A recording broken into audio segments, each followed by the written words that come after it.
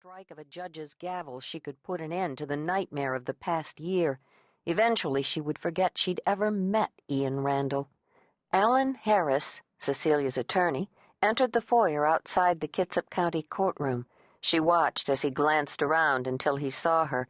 He raised his hand in a brief greeting, then walked over to where she sat on the hard wooden bench and claimed the empty space beside her. "Tell me again what's going to happen," she said, needing the assurance that her life would return to at least an approximation of what it had been a year ago. Alan set his briefcase on his lap. "We wait until the docket is announced. The judge will ask if we're ready. I'll announce that we are, and we'll be given a number." Cecilia nodded, feeling numb. "We can be assigned any number between 1 and 50, her attorney continued. "Then we wait our turn." Cecilia nodded again, hoping she wouldn't be stuck in the courthouse all day. Bad enough that she had to be here. Even worse that Ian's presence was also required. She hadn't seen him yet. Maybe he was meeting somewhere with his own attorney, discussing strategies. Not that she expected him to contest the divorce. "There won't be a problem, will there?" Her palms were damp and cold sweat had broken out across her forehead. She wanted this to be over so she could get on with her life. She believed that couldn't happen until the divorce was filed. Only then would the pain start to go away.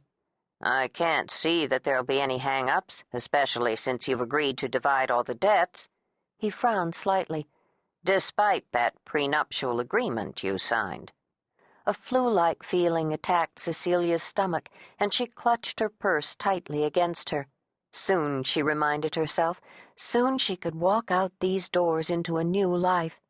"It's a rather unusual agreement," Alan murmured. In retrospect, the prenuptial agreement had been another in the list of mistakes she'd made in the past year, but according to her attorney, one that could easily be rectified. Back when she'd signed it, their agreement had made perfect sense. In an effort to prove their sincerity, they'd come up with the idea that the spouse who wanted the divorce should pay not only the legal costs but all debts incurred during the marriage. It could be seen as either punitive or deterrent. In either case, it hadn't worked. And now it was just one more nuisance to be dealt with. Cecilia blamed herself for insisting on something in writing. She'd wanted to be absolutely sure that Ian wasn't marrying her out of any sense of obligation. Yes, the pregnancy was unplanned, but she would have been perfectly content to raise her child by herself. She preferred that to being trapped in an unhappy marriage or trapping Ian in a relationship he didn't want. Ian, however, had been adamant. He'd sworn that he loved her, loved their unborn child, and wanted to marry her. As a 10-year-old, Cecilia's entire world had been torn apart when her parents divorced. She refused to do that to her own child. In her mind, marriage was forever, so she'd wanted them to be certain before making a lifetime commitment. How naive, she thought now. How sentimental. How romantic. Ian had said he wanted their marriage to be forever, too, but like so much else this past year, that had been an illusion. Cecilia had needed to believe him, believe in the power of love, believe it would protect her from this kind of heartache.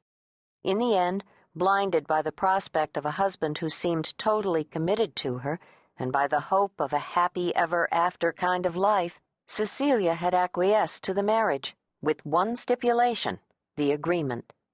Their marriage was supposed to last as long as they both lived, so they'd devised an agreement that would help them stay true to their vows, or so they'd thought. Before the ceremony, they'd written the prenuptial contract themselves and had it notarized. She'd forgotten all about it until she'd made an appointment with Alan Harris, and he'd asked if she'd signed any agreement prior to the wedding. It certainly wasn't the standard sort of document. Nevertheless, Alan felt they needed to have the court rescind it. Her marriage shouldn't have ended like this, but after their baby died, everything had gone wrong. Whatever love had existed between them had been eroded by their loss. Babies weren't supposed to die, even babies born premature. Any sense of rightness, of justice, had disappeared from Cecilia's world.